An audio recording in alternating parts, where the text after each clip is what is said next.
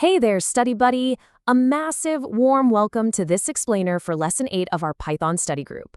I am beyond thrilled to be your guide today, because honestly, we're hitting a huge turning point in your programming journey. We've got a great welcome note here from Coach Timothy to set the stage for everything you're about to learn. Okay, let's dive into this. But first things first, let's just take a quick second to acknowledge a really huge milestone. Congratulations on your consistency. Seriously, showing up, putting in the reps, and making it this far, it is no small feat. Learning Python takes real dedication, and every single lesson you've knocked out has added another crucial block to your foundation. You should be incredibly proud of the hard work that got you here. I mean, just look at the building blocks you've already mastered. You've tackled variables, different data types, operators, strings, the whole shebang. Up until now, these concepts have given you the fundamental ability to store, manipulate, compare, and process information. Basically, you've got the raw materials. You know how to hold data, and you know how to move it around. But as Coach Timothy points out, it's time to take the next really big step in your development. Section 1. Teaching programs to think. So this next step is all about teaching your code to actually think. We're moving away from writing basic scripts that just run blindly from top to bottom. Instead, we're jumping into a world where your programs evaluate their surroundings before they act. And to really wrap our heads around this conceptual leap, let's ground it in something super relatable. Think about this. What really happens behind the scenes when you use an ATM? You walk up, slot your card in, and ask for cash. The machine doesn't just instantly spit out $20 bills, right? There is a hidden layer of logic happening first. Behind that screen, the ATM is rapidly firing off a series of really crucial questions. Like step 1, is this card even valid? Step 2, is the PIN correct? Step 3, does this account actually have enough money for the request? And step 4, has the daily withdrawal limit been maxed out? The machine only hands over your cash after evaluating these exact conditions. It literally decides what to do based on the current situation. And this brilliantly illustrates exactly what happens when you're online shopping too. Think about the last time you clicked a Buy Now button.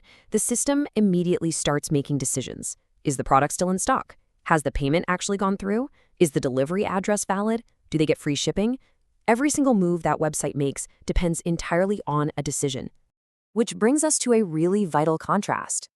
Imagine software without any of this logic, without decision-making. It just executes instructions blindly, totally ignoring context. Can you imagine the sheer chaos? Every single login attempt, accepted. Every bank loan application, instantly approved. A hospital management system would give every single patient the exact same diagnosis, no matter what their symptoms were. It'd be completely useless. Now, contrast that disaster with software that utilizes logic. Software that actually evaluates conditions and responds intelligently. That right there is the difference between a program that's a total liability and one that's a reliable professional tool. Section 2. Tools for conditional logic. Okay, so how do we actually build this intelligent software? Well, we need to start by defining what decision-making really means when we're talking about Python. It's essentially the process of evaluating information, comparing values, combining multiple conditions, and finally choosing the correct action based on that outcome.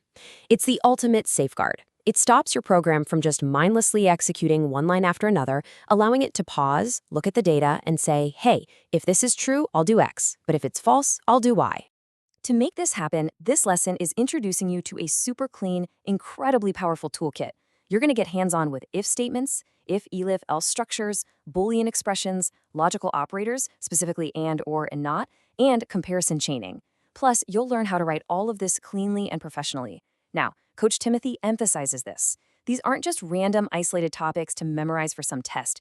These tools, they are the absolute foundation for practically everything you're going to build in Python from here on out. Section 3, Your Future in Tech. Speaking of going forward, let's look at exactly how these decision-making tools apply directly to your desired career path. Now, what's really interesting about this slide is how clearly a single programming concept maps to entirely different professional worlds. If you're aiming to be a data analyst, you'll use conditional logic to clean messy data sets and detect weird anomalies. Want to be a data scientist? You'll use this exact same logic to build models that classify emails as spam or predict fraudulent transactions.